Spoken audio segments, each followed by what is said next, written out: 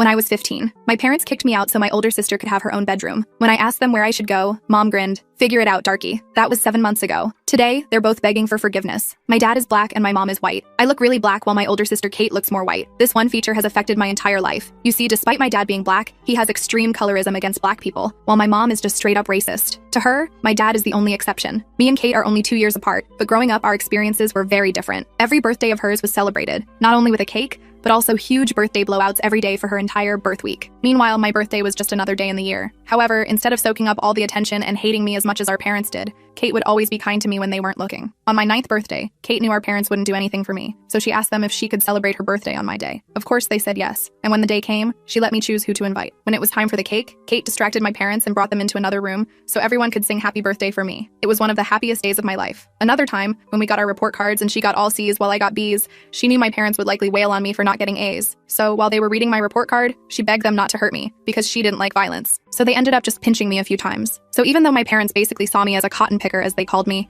I still felt lucky because Kate was always there until one day when she turned her back on me. It was her 17th birthday. I woke up to the sound of not just my mom, not just my dad, but my entire family throwing all of my belongings into boxes. Your sister said all she wants for her birthday is her own room. Sorry, is the first thing my dad said when I asked what was going on. My eyes widened, and I asked them where I was supposed to go because there were no other rooms in the house. My mom chimed in, I don't know. You have phone numbers of friends and family. Figure it out, darky. Tears filled my eyes, and I looked over at Kate, who refused to make eye contact with me. Her entire body was tense. It took almost half an hour of convincing before I finally believed it wasn't some weird prank. I immediately started to howl with a deep sadness because the one thing I was holding on to, the one ally I had in the house, had abandoned me. And even as I curled into a ball and started to rock back and forth with the loneliness that I can't describe with words, they ignored me, just kept packing. By this point, my flight or fight kicked in. I numbed my emotions before walking out and calling the only other family member I trusted, my aunt, on my dad's side. After Kate's betrayal, I had no idea what she'd say, but she immediately said I could come over and stay for as long as I needed. I didn't eat breakfast that morning, didn't even give Kate her gift, just took the boxes, ordered an Uber, and left. But on the way there, Kate called me. I was filled with hate as I saw her name pop up on the screen, but picked up anyway. I'm so sorry, please don't hate me. My eyebrows furrowed, and I went completely silent. Are you alone right now? She asked. I told her yes. Kate didn't say anything else. She just turned on FaceTime and showed me a pregnancy test with 2 pink lines. It was hers. I gasped. Lily, I'm pregnant. I don't want to tell mom and dad yet because, well, you know how they can be, but I don't want you to be home when they find out. I thought back to the time when Kate came home with a hickey. My parents shouted at me for almost an hour,